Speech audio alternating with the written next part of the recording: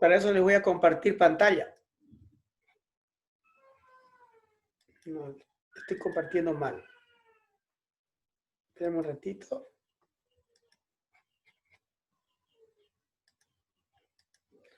Directamente me estaba yendo a... Es por acá.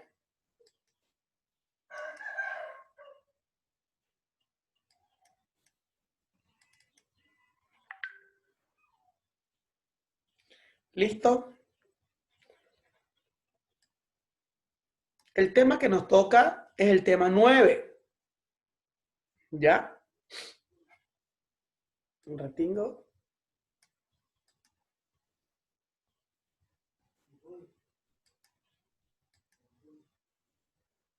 Un ratingo, quiero esto. Eso sí. ¿Listo? Por favor, todo con su cámara encendida. Por favor. Bien, gracias. Vamos a comenzar. Tema número 9, fundadores de la lógica. Vámonos todos en su libro a la página 60. Vámonos a la página 60.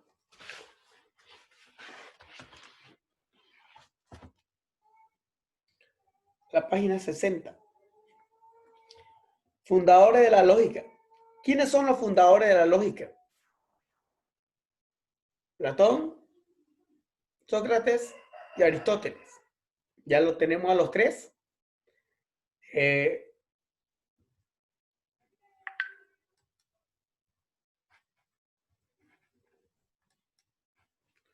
Génesis de la lógica.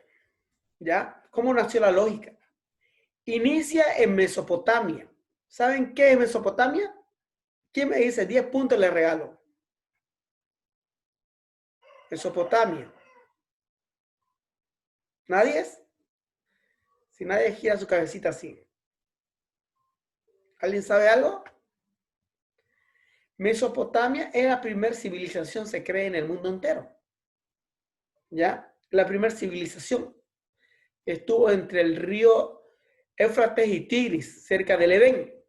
Dice que fue la primera civilización. Entonces, inicia en Mesopotamia, donde se desarrolló variedad de sistemas para aplicar la lógica en situaciones médicas, basándose en los síntomas del paciente para determinar el problema.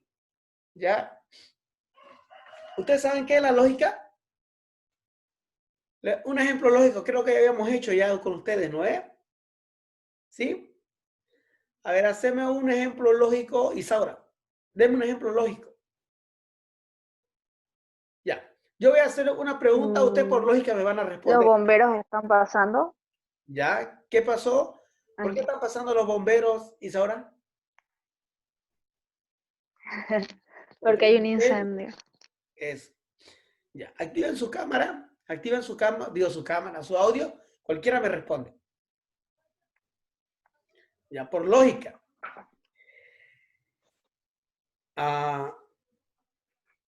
Me duele la cabeza. ¿Qué necesito tomar? ¿Medicamento? Un Ya, ¿pero paracetamol. qué? ¿Un Un medicamento? paracetamol. ¿Un qué? Un paracetamol. Bien, por lógica un paracetamol, porque es para dolor de cabeza. No necesitaste hacer un análisis, entrar a un laboratorio para saber qué tiene que tomarse, por lógica. ¿Ya? Entonces, la lógica hace eso, ¿ya? Determina síntomas para poder llegar al problema. Léame donde dice génesis de la lógica, por favor, Natalia. Ya, profe. Génesis de la lógica, ¿eso? Sí.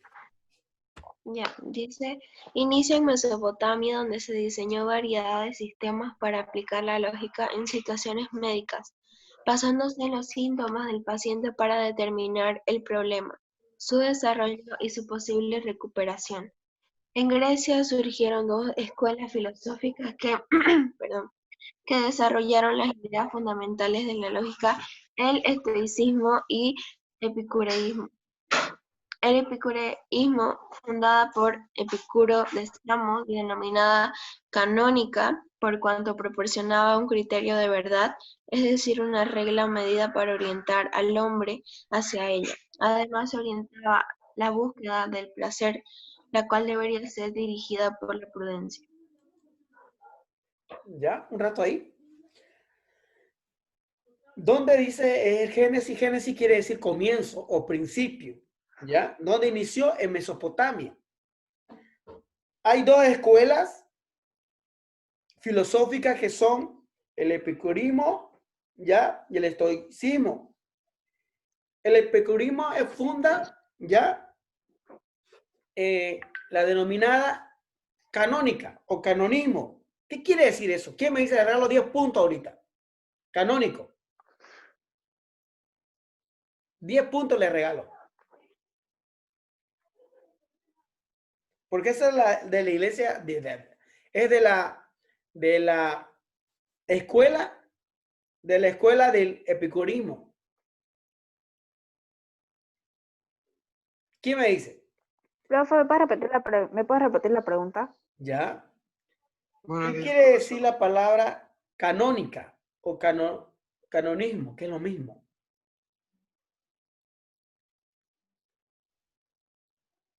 ¿Canónima? Ajá. Canónica o canonismo, que es lo mismo. Yo no me acuerdo qué significaba. Bueno, ¿Un tipo de vida de las personas antiguas? ya, puede ser, está bien, está cerca de la respuesta, gracias Ángel. Ya. La canónica es una forma de medida, una regla de medida que se ocupa para llegar a la verdad. ¿Ya?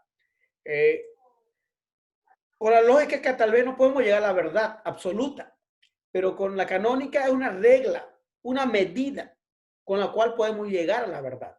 Y eso es lo que hacía Epicurio, ¿ya? Él utilizaba bastante esto. Pero ¿qué es lo que ocupaba el estoicismo? Vamos a la página 61. Por favor, me lo lee Ángel. Sigo buscando mi texto, profe. Ah, ya.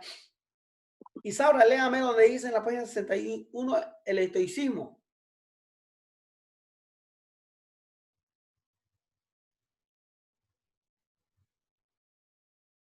¿Dónde, profe? En la página 61. Página El estoicismo dice 60. arriba.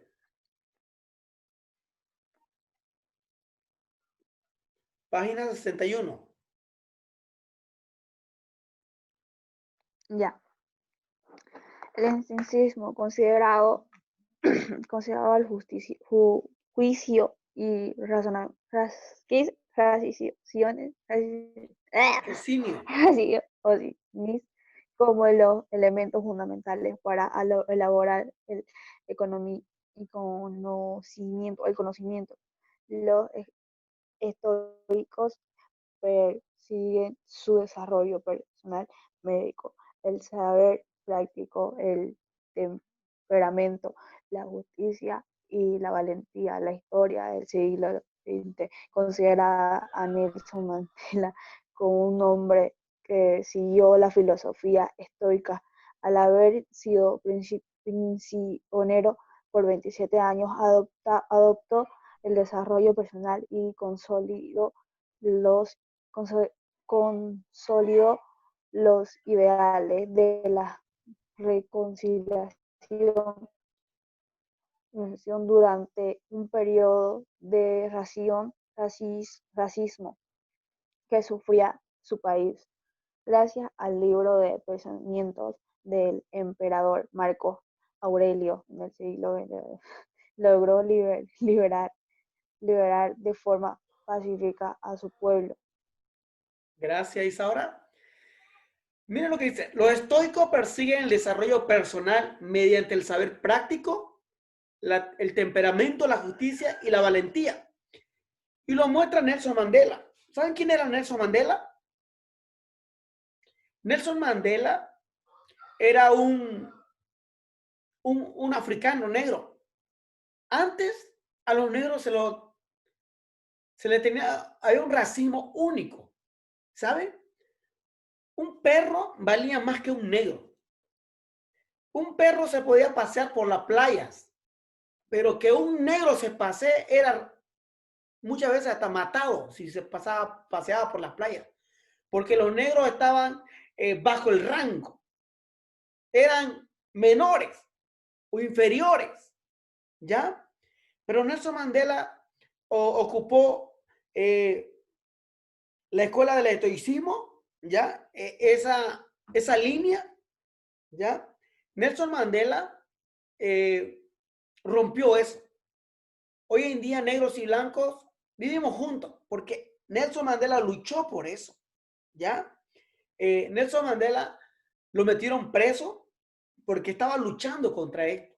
Y aún siendo preso, aún estando preso, Nelson Mandela llegó a ser el presidente, el primer presidente negro, ¿ya?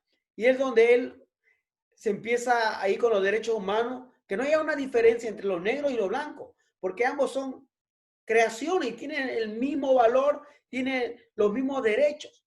Ya entonces, la escuela de estoicismo hace que persiguen su desarrollo personal mediante el saber práctico, el temperamento, la justicia y la valentía.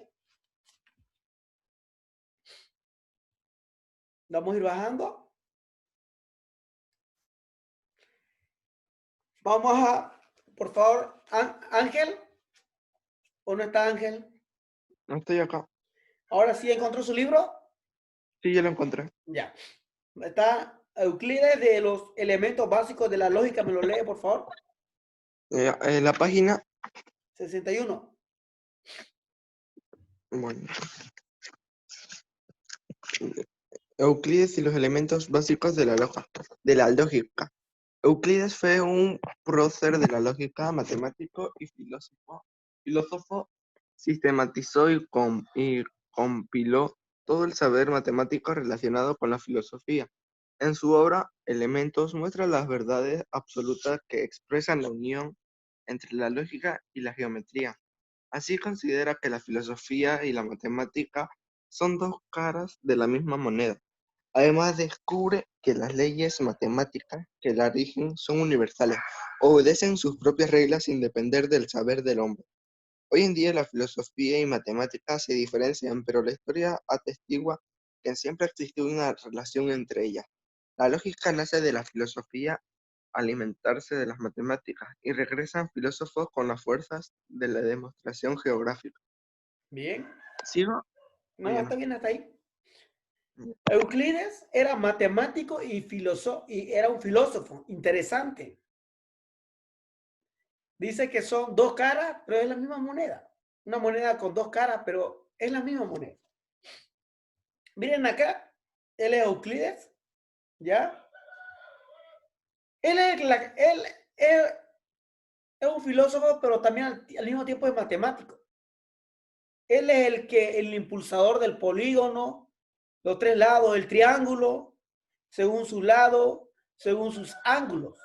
Miren, ¿por qué se dice equilátero?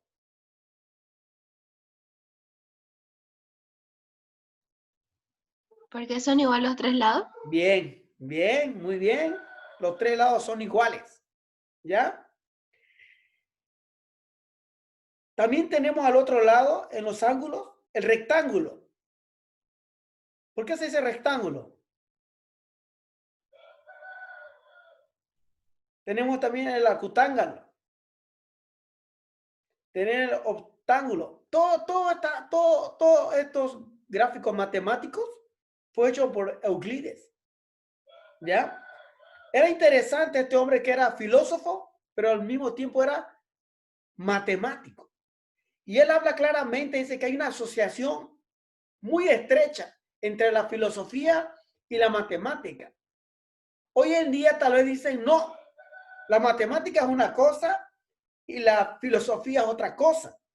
Pero en su tiempo él pudo fusionar y poder sacar muchas enseñanzas. Léame, por favor, Mel, en su libro, donde dice Geometría y la lógica de Profe, Euclides.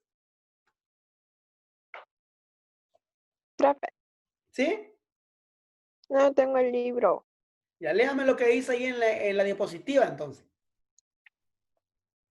Profe, antes que empiece a leerme, disculpe que le rompa. Dice Jaime que el internet se fue, que no está bien su internet y no hay venta cerca. ¿Verdad? Ya. Voy a considerar eso. Bueno, me lo dijo su mamá, o Ya, no, muchas él me lo gracias. dijo. Muchas gracias, Isa. Ahora voy a considerar eso, ¿ya? Ok. ¿Ya? Mel, continuemos. Ya. ¿Qué es la geometría? Es la parte de las matemáticas que se encarga de estudiar la forma, las medidas y las relaciones en el espacio de las figuras, líneas, ángulos, planos, puntos y objetos. Si le pregunto en su momento del examen, ¿qué es la geometría? Es la parte de la matemática que se encarga de estudiar la forma, la medida, las relaciones con el espacio, la figura, líneas, ángulos, planos, puntos y objetos. Pero mira lo que es acá la geometría y la lógica de Euclides. ¿Qué tiene que ver la geometría con la lógica? Pues se relacionan en que a través de argumentos lógicos se demuestran postulados para validar una afirmación. Esto se denomina axiomas y teoremas. Los axiomas son verdades incuestionables. Los axiomas son verdades incuestionables. Es una verdad y no se lo puede cuestionar. Pero, mientras que los teoremas son verdades demostradas por el razonamiento. Vámonos todos a la página. Ahí nos muestra 5 axiomas geométricas. ¿Ya? Pero antes de eso, para poder entrar ahí, vamos a continuar. Vámonos todos, quiero que me acompañen a la página. Acompáñenme a la página 65. ¿Estaba en la página 65? Sí, Bien, gracias. Sí, profe.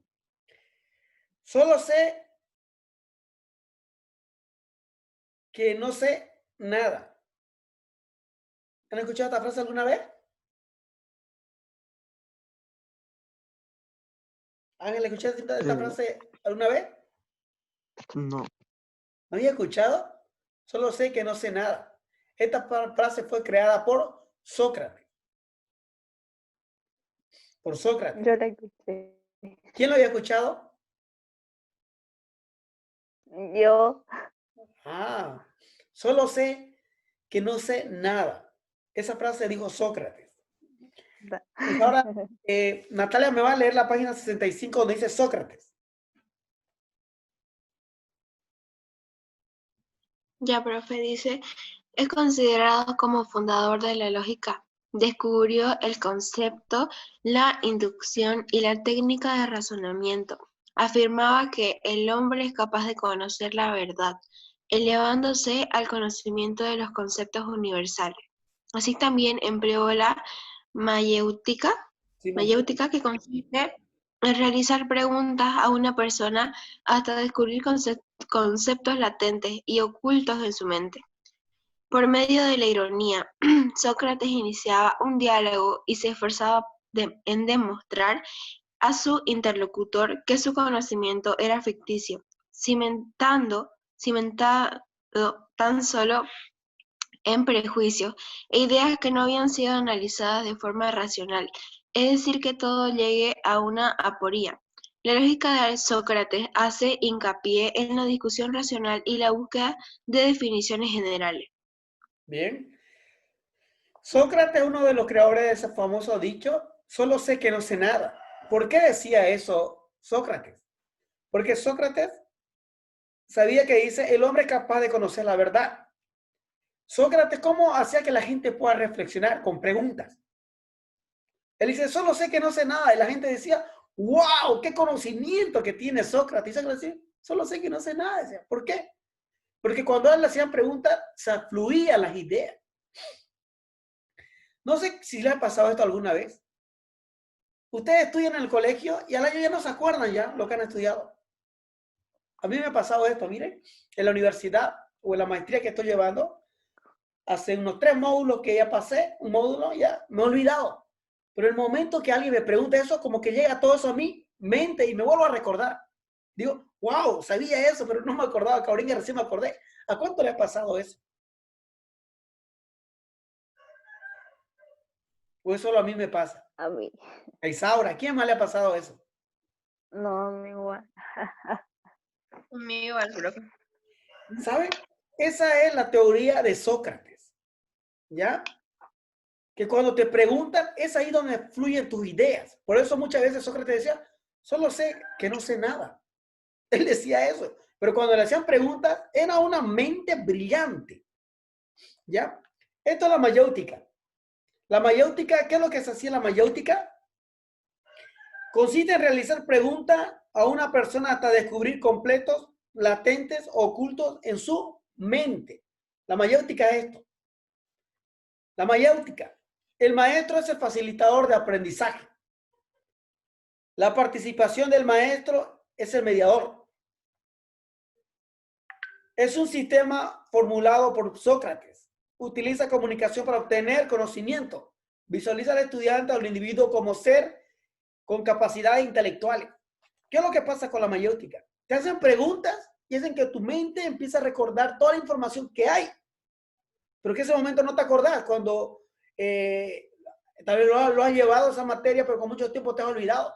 Pero no es que no te has olvidado, sino que está latente, pero bien guardado en ti. Y cuando te hacen la pregunta, empiezan a surgir las ideas. Entonces, la mayéutica era hacer preguntas a los discípulos o a los estudiantes para que regrese el conocimiento que había guardado en ellos. Por eso la mayéutica dice, consiste en realizar preguntas a personas para descubrir conceptos latentes o ocultos en su mente. ¿Quién dijo, solo sé que no sé nada? Ángel. Sócrates. Bien. Voy a hacer preguntas, después voy a seguir haciendo preguntas. Platón. ¿Ya? Vámonos todos a la página 66. Platón. Platón explica que todos los hombres nacemos ya con un conocimiento y que el alma del ser humano conoce la verdad aún antes de estar dentro del cuerpo. Por eso el hombre recuerda todas las cosas que su alma ya conocía. Platón dice, la ignorancia es la semilla de todo mal. ¿Ya? Él cree que nosotros ya nacemos con conocimiento. ¿Ya? Y aún antes que nuestra alma entre en nuestro cuerpo, ya estamos con conocimiento. Que nacemos con eso. Pero muchos no lo ponen en acción. Muchos no activan. Por eso lo que dice, la ignorancia es la semilla de todo mal. ¿Ya? Entonces, Platón ocupa esa frase. Y Platón nos cuenta, habla bastante sobre el mito de la caverna. Rapidito, por favor, me lo va a leer Natalia porque el tiempo nos va a pisar. Mito de la caverna. Natalia. Ya, profe. El mito de la caverna trata sobre unos hombres que permanecen encadenados en las profundidades de una caverna desde su nacimiento, sin haber podido salir de ella nunca, y de hecho sin la capacidad de poder mirar hacia atrás para entender cuál es el origen de esas cadenas. Así pues, permanecen encadenados siempre mirando a una de las paredes de la caverna. Detrás de ellos, a una cierta distancia y por encima de sus cabezas, hay una hoguera que ilumina un poco la zona. Entre ella y los encadenados hay un muro. Entre el muro y la hoguera hay otros hombres que llevan con ellos objetos que sobresalen por encima del muro, de manera que su sombra es proyectada sobre la pared que está contemplando los hombres encadenados. En un momento dado, uno de los prisioneros consigue liberarse de las cadenas que lo mantienen atado a la caverna. Al salir, ve la luz del sol y los objetos reales, aunque en un principio el hombre se resiste a creer que hasta entonces ha vivido engañado con el tiempo consigue darse cuenta de que lo que ve ahora es la auténtica realidad. Él decide regresar para contar sobre las cosas que ha visto. Sin embargo, tras contar la historia, lo toman por loco. Por lo tanto, el hombre se resigna aceptando que aquella realidad no es posible y vuelve a centrarse en creer en la realidad de las sombras que se reflejan en el fondo de la caverna. Interesante, ¿no?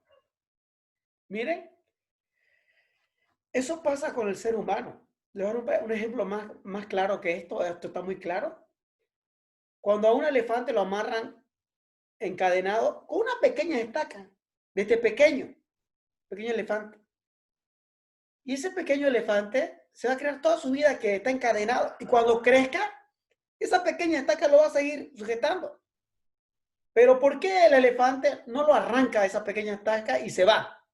Pregunto. Ángel, Piensa que no puede, ¿por qué no puede él? por lo que como desde pequeño no podía y lleva casi toda su vida ahí, se va familiarizando y se acostumbra a estar encadenado. Esa es la palabra, se acostumbra. Y lo mismo pasa en el mito de la caverna. Desde niños estuvieron ahí y cuando salen se encuentran con una realidad inmensa, con un conocimiento inmenso. Pero hay muchos que nos quedamos como él. Nos acostumbramos a eso, salieron, mira, pero volvieron a entrarse. ¿Ya? Interesante.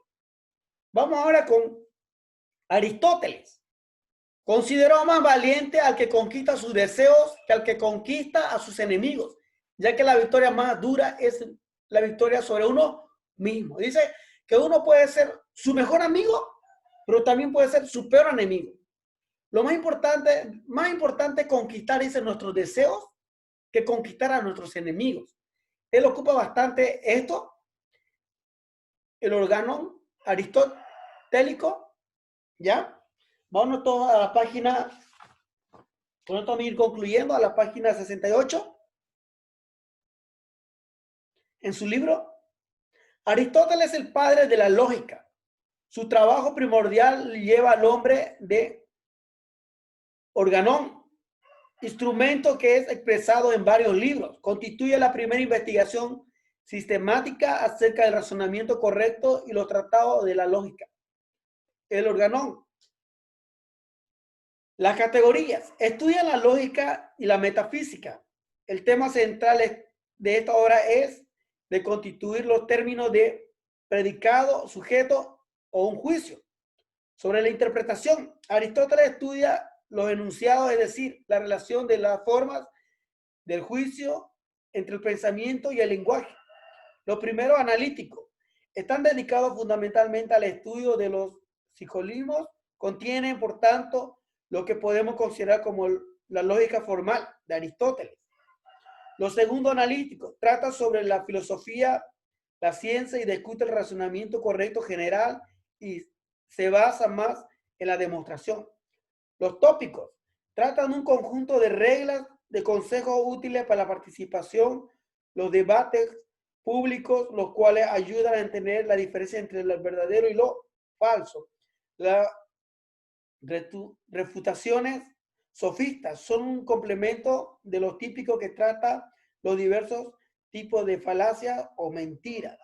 ¿Ya? ¿Qué es lo que hacía Aristóteles? Aristóteles siempre debatía.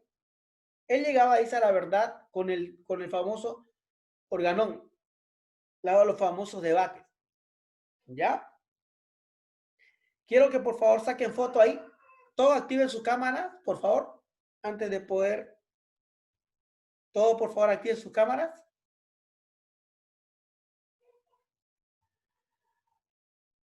Saquen una fotocaptura o un screen o tomen una foto para mandar al grupo para ver que la directora que usted estaba en clase.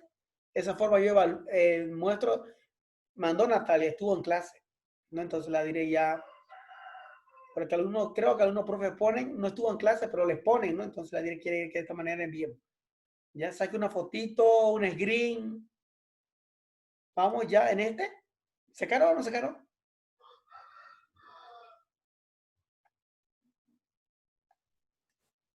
Ahí. ¿Listo? Les explico. Vámonos rápidamente a la página 64, antes de poder ir despidiéndonos. Aplicación de saber y conocimientos. ¿Ya? Les voy a dar unas cuantas. Agarren su lápiz. Mediante el saber práctico, la temperatura, la justicia y la valentía, los estoicos perseguían un desarrollo, ¿qué? Social, mental, personal, científico. ¿Qué perseguían?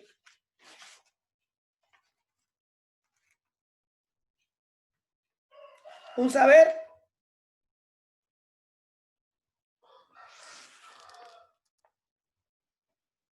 social, mental, personal o científico. Inciso C, personal, encierre ahí. Un desarrollo personal. Euclides indica que las leyes matemáticas obedecen a sus propias reglas, sin depender del saber. ¿El saber qué es? El saber científico del hombre o social. El saber lógico. La respuesta es la C también. Y así vamos a ir haciendo cada uno. Vámonos al punto número 2. Observemos de forma clara y encontramos el valor que tiene la última imagen, la incógnita. Miren, 1, 2, 3 manzanas y el valor es 30. ¿Cuánto valdría cada manzana? Isaura, ¿cuánto valdría cada manzana? Si el valor de las 3 es 30, ¿cuánto valdría cada manzana? Natalia, ¿cuánto valdría cada manzana? Si el valor es 30.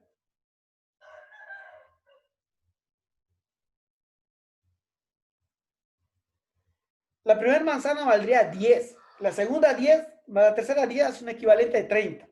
18. Y ahora, en la última vamos a responder. Si el siguiente es 18, la respuesta. La manzana es 10, más 4, valeles, más 4 son 18. La segunda, son 4 valeles menos 2 cocos, serían 2. Entonces la última, un coco más una manzana más 3 valeles, ¿cuánto sería?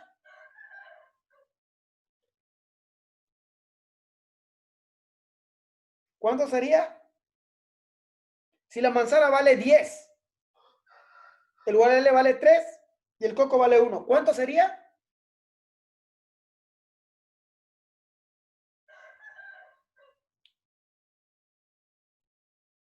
Sería pues 14, niñas. 14 es la respuesta.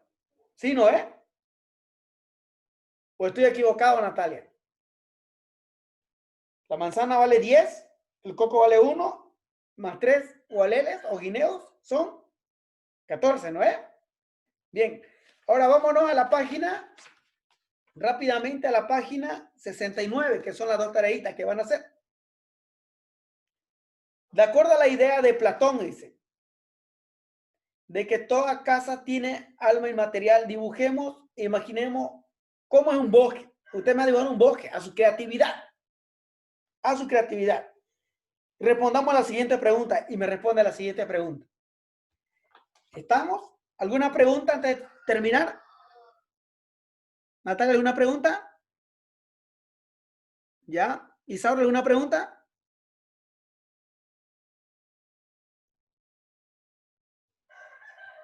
¿Nada?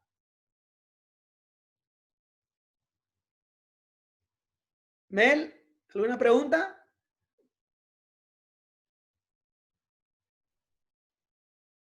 ¿No? Ya, gracias. Ángel. Bien. Entonces nos vemos en la próxima clase. Espero sus tareitas. Nos vemos. Bendiciones.